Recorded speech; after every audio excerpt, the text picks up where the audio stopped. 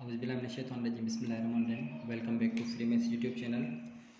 आज हम इस वीडियो लेक्चर में एक्सरसाइज 19.1 को कंटिन्यू करेंगे, जो कि क्लास 10 की मैथमेटिक्स की न्यू बुक में से है आपके पास। तो चलें, सबसे पहले हम यहाँ पे क्वेश्चन नंबर 6 को सॉल्व करते हैं। तो क्वेश्चन नंबर 6 में हमारे पास क्या है, वेरीफाई करना है कि a प्लस बी और b प्लस ए जब हम प्लस करेंगे तो इन दोनों का जवाब क्या आ जाएगा, बराबर आ जाएगा। इसका मतलब ये कम्यूटेटिव होल्ड करता है। तो हमारे पास सबसे पहले यहाँ पे दोनों साइड्स हम सॉल्व करेंगे। तो सबसे पहले ये हम लेफ़्ट हैंड साइड लेंगे। तो लेफ़्ट हैंड साइड है a प्लस बी। तो a प्लस बी के लिए हम क्या करेंगे कि a हमारे पास जो सेट है, यहाँ पे मैट्रिक्स है 2 -1 और यहाँ पे है -7 और ये 4।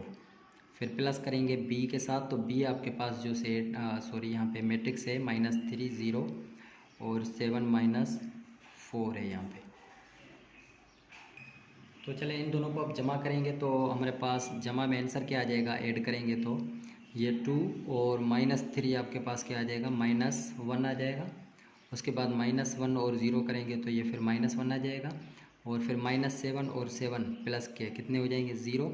और 4 और -4 कितने हो जाएंगे, 0 हो जाएंगे। इसका मतलब ये हुआ कि ये आपके पास एक लेफ़्ट हैंड साइड हो गया। अब हम यहाँ पे राइट हैंड साइड लेंगे। तो राइट हैंड साइड है b प्लस ए।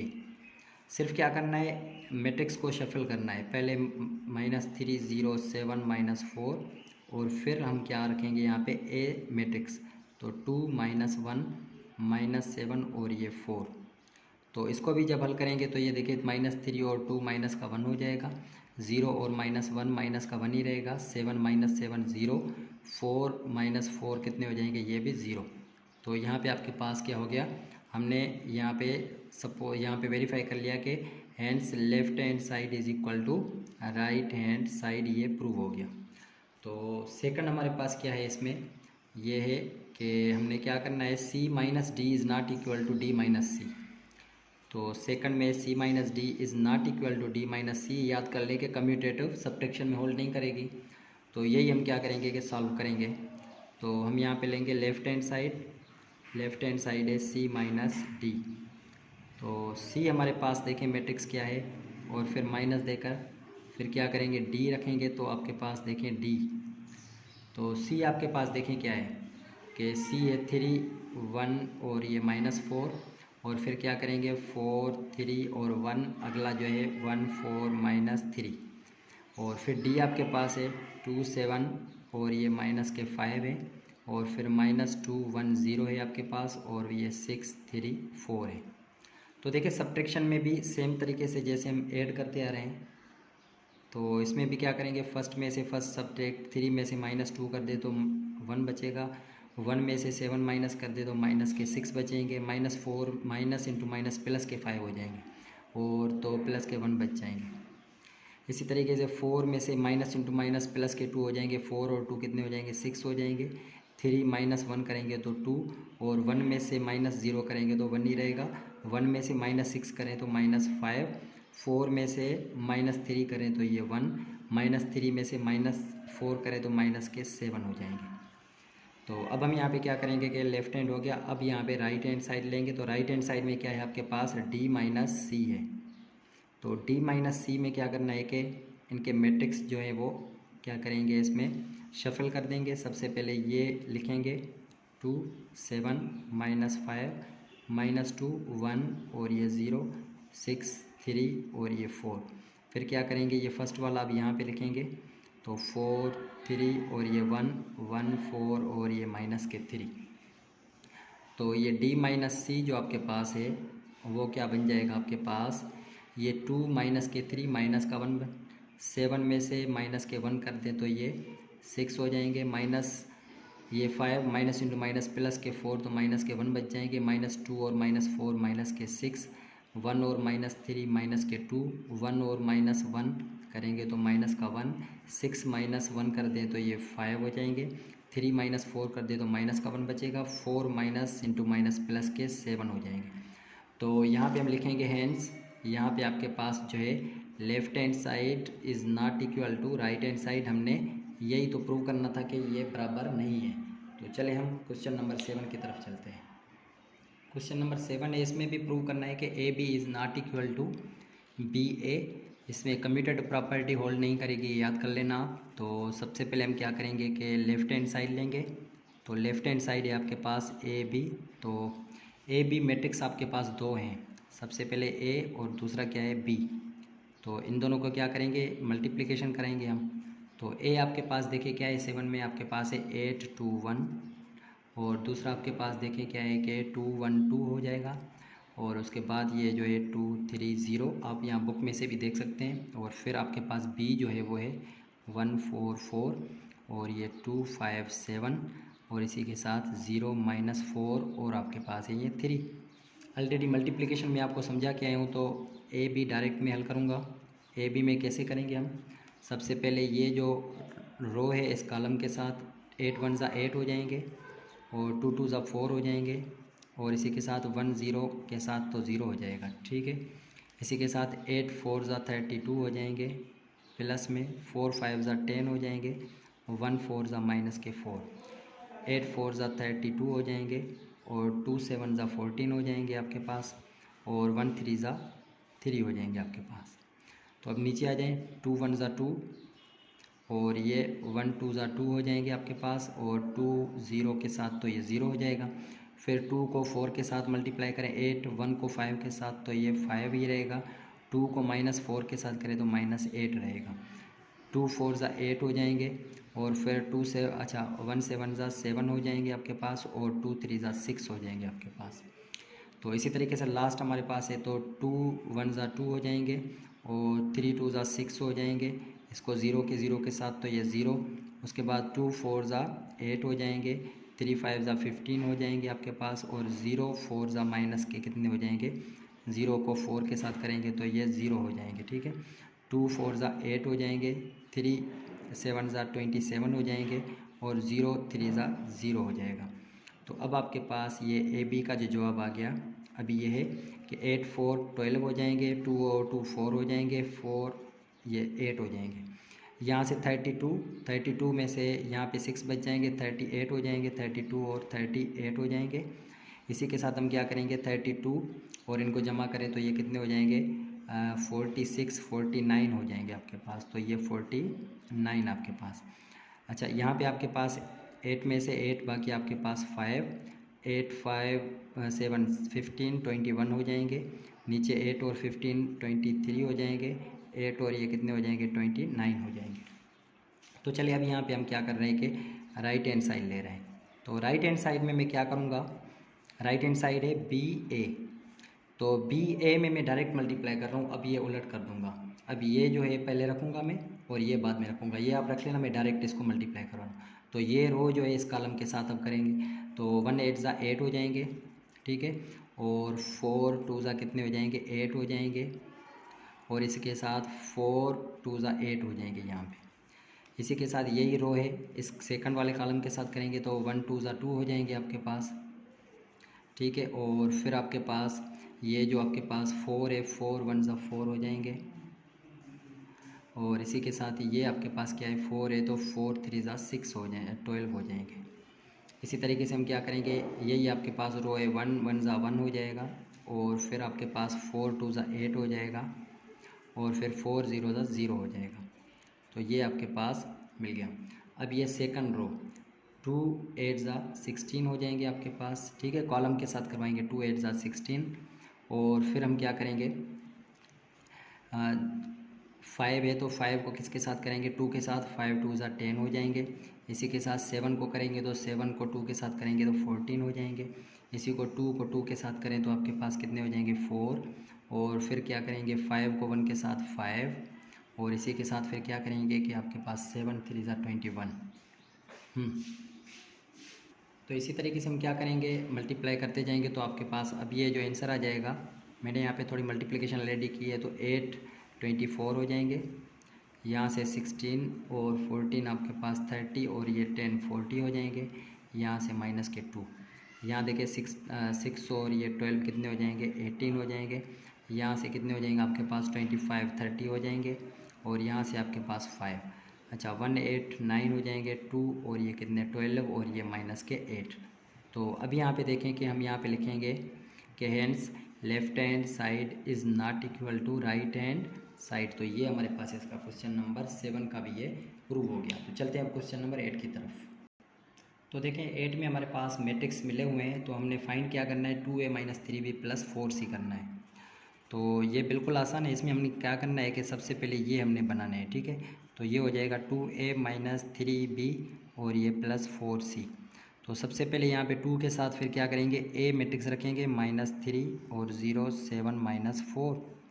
फिर क्या करेंगे, -3 रख के फिर b का मैट्रिक्स रखेंगे 2 -1 -7 और ये 4। फिर क्या करेंगे, +4 रख के c का मैट्रिक्स रखेंगे। c क्या है 1 0 -2 -4। तो अभी आपके पास क्या मिल जाएगा, 2 3 6 माइनस के हो जाएंगे, -6 और ये 0, क्योंकि बाहर वाला जो होगा अंदर सबके साथ मल्टीप्लाई हो जाएगा। इसको हम क्या कहते हैं, स्केलर मल्टीप्लिकेशन। फिर माइनस, अच्छा अगर यहाँ पे हम क्या करेंगे, माइनस को ख़त्म कर दें तो यहाँ पे प्लस रखेंगे, फिर माइनस के साथ ही मल्टीप्लाई करा दें इसको। -6 हो जाएंगे और -3 1 ज़ा माइनस इंटू माइनस प्लस के 3 हो जाएंगे और माइनस इंटू माइनस प्लस के 21 हो जाएंगे, -12 हो जाएंगे, ठीक है। और फिर यहाँ पे 4 को मल्टीप्लाई करा दें तो 4 1 ज़ा 4 0 -8 और -16 हो जाएंगे। अब ये देखो कि तीनों आपके पास मैट्रिक्सेस जो हैं वो क्या हो रहे हैं कि प्लस हो रहे हैं। तो तीनों को हम किस तरीके से प्लस करेंगे, -6 और -6 और 4, -6 और -6 माइनस के 12 और प्लस के 4 कितने हो जाएंगे, -12 और ये प्लस के 4 रख दें। 0 3 हो जाएंगे और 0 तो कितने हो जाएंगे, 0 + 3 हो जाएंगे। इसी तरीके से क्या करेंगे सेकंड, अब नीचे 14 और 21 को ऐड कर दें, 14 21 और -8। तो सबसे पहले 14 में से 8 माइनस कर दें तो 6 हो जाएंगे, 6 और 21 और ये 6 हो जाएंगे। -8 -12 -20 हो जाएंगे, -20 और आखिर में क्या है आपके पास -16 है। तो अब आपके पास इसका जवाब आ गया है, क्या है आंसर इसका, -8 और ये 27 और ये 3 और ये माइनस के कितने हो गए, 36 हो गए। तो ये इसका आंसर है। कितना आसान है, यहाँ पे क्वेश्चन नंबर 8 भी सॉल्व हो गया। तो इसी तरीके से हम करेंगे क्वेश्चन नंबर 9 को, देखते हैं क्या है। क्वेश्चन नंबर 9 में है हमारे पास, इसमें कह रहा है कि अगर ये इन दोनों के एडिशन के बराबर है तो आप क्या फाइंड करें, ए बी सी डी की वैल्यूज़ क्या करें कि आप क्या फाइंड करेंगे। तो अब आपके पास क्या है कि ए बी सी डी है, सॉरी एक्स वाई जेड नहीं है, मैंने यहाँ पे अगला क्वेश्चन लिख दिया है। तो चलें इसको सॉल्व करते हैं। सबसे पहले क्या करें कि इन दोनों को सॉल्व करेंगे। तो अकॉर्डिंग टू कंडीशन यहाँ पे मैं लिखूँगा, अकॉर्डिंग टू कंडीशन ये जो है आइडेंटिटी मैट्रिक्स है और ये किसके बराबर है, इन दोनों को जब आप जमा करेंगे तो ये सेम हो जाएंगे। मतलब -3 + a करेंगे तो -3 प्लस का a रहेगा, 1 और प्लस b करें तो 1 + b रहेगा। इसी तरीके से 1 और c ऐड करें तो 1 + c रहेगा, 0 और d ऐड करेंगे तो ये d रहेगा। जब ये दो मैट्रिक्स आपस में बराबर होते हैं तो फिर क्या करते हैं कि इन एलिमेंट्स को आपस में बराबर कर देते हैं। तो इक्वेटिंग करेंगे एलिमेंट्स को, इक्वेटिंग एलिमेंट्स किस तरीके से इक्वेट करेंगे, 1 को इक्वेट करें -3 + a के साथ और 0 के इक्वेट कर दें किसके, 0 = 1 + b के साथ कर दें और फिर 0 के इक्वेट कर दें 1 + c के साथ, 0 = 1 + c और फिर हम क्या करेंगे कि 1 को इक्वेट कर दें d के, तो 1 = d। तो यहाँ से जब इसकी वैल्यू फाइंड करेंगे तो देखिए क्या मिल जाएगा, माइनस का 3 इस तरफ जाएगा, प्लस का तो 1 और 3 कितने 4 हो जाएंगे, तो a = 4। b की वैल्यू फाइंड करनी है, प्लस का 1 इस तरफ आएगा, माइनस का 1 हो जाएगा, तो b की वैल्यू -1। d की ऑलरेडी 1 है आपके पास यहाँ मिली हुई, तो ये a की वैल्यू, ये b की वैल्यू और अब क्या करेंगे कि c की वैल्यू, प्लस का 1 इस तरफ जाएगा तो यहाँ पे माइनस का 1 हो जाएगा। तो ये आपके पास a b c d की वैल्यू मिल गई है। तो क्वेश्चन नंबर 9 और 10 को हम सॉल्व करेंगे अभी। तो क्वेश्चन नंबर 10 में हमारे पास क्या है कि दो मैट्रिक्स ऑलरेडी क्या है कि सॉल्व किए हुए हैं। ये कह रहा है कि ये अगर बराबर हैं तो फिर आप x y z a b c और d की वैल्यू फाइंड करें। तो सिंपल हम क्या करेंगे कि इक्वेटिंग यहाँ पे a1 विथ यहाँ पे इसका नाम दे दें a11 के साथ। इसी तरीके से यहाँ पे क्या करेंगे a12 विथ a12, इसका मतलब ये a11 ये a12 है, इसको इसके साथ, इसको अगले के साथ, सब के साथ क्या करें इक्वेट कर दें। तो 3 को इक्वेट कर देते हैं x के साथ, तो 3 = x, ये मिल गया हमें। ए को बराबर कर दें -1 के साथ, तो ए इज इक्वल टू -1 मिल गया। X is equal to Y कह रहा है, तो X is equal to Y. और दूसरा हम क्या करेंगे, बी को 2 के साथ इक्वेट कर दें, बी इज इक्वल टू 2 है।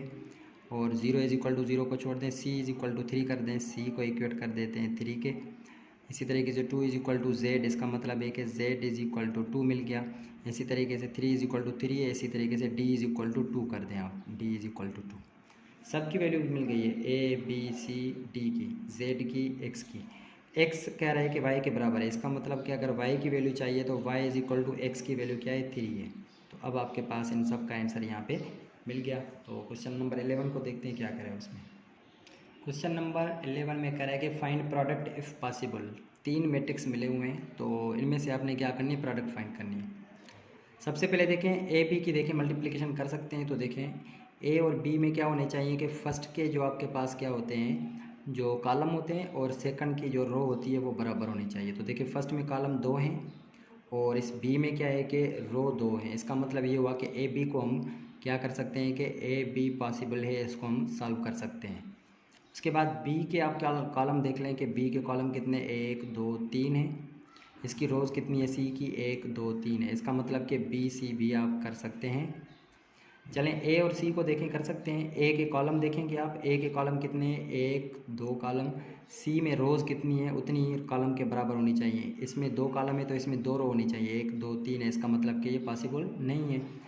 तो सिर्फ हम क्या कर सकते हैं, ए बी और बी सी को सॉल्व कर सकते हैं। तो सबसे पहले हम क्या करेंगे कि ए बी सॉल्व कर रहे हैं, तो ए बी की मल्टीप्लिकेशन। तो फर्स्ट में क्या करेंगे कि इस रो को इस कॉलम के साथ मल्टीप्लाई करेंगे, तो 1 2 ज़ा 2 हो जाएंगे।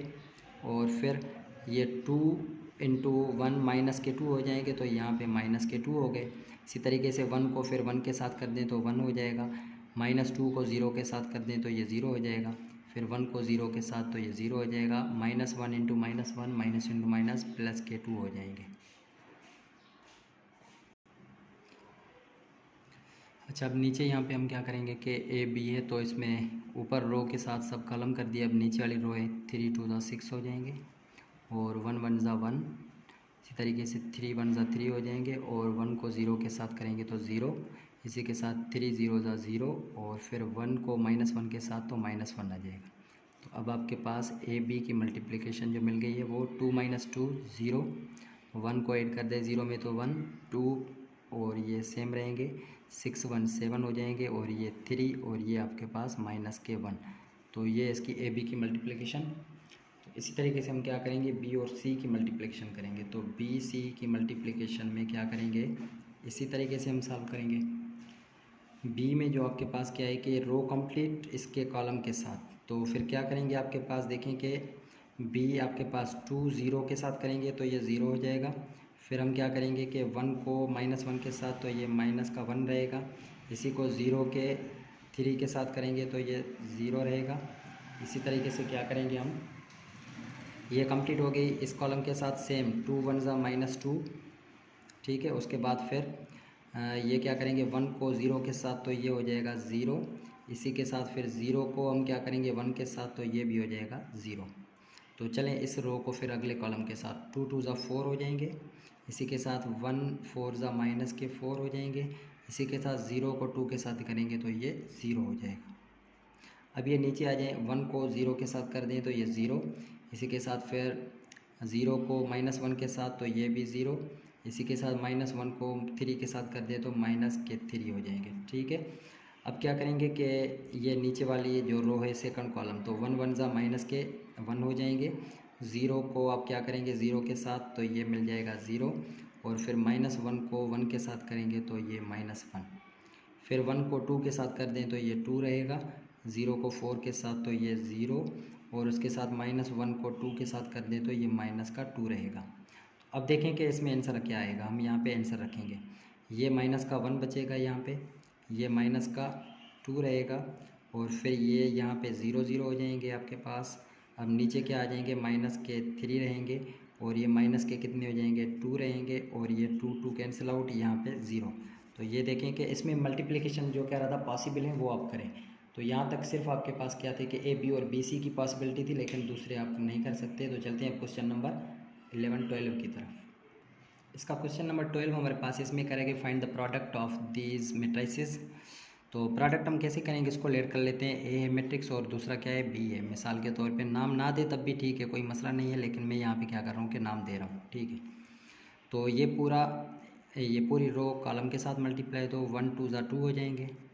फिर 0 को 1 के साथ कर दें तो ये 0, और फिर 3 को 3 के साथ कर दें तो 3 3 ज़ा 9 हो जाएंगे।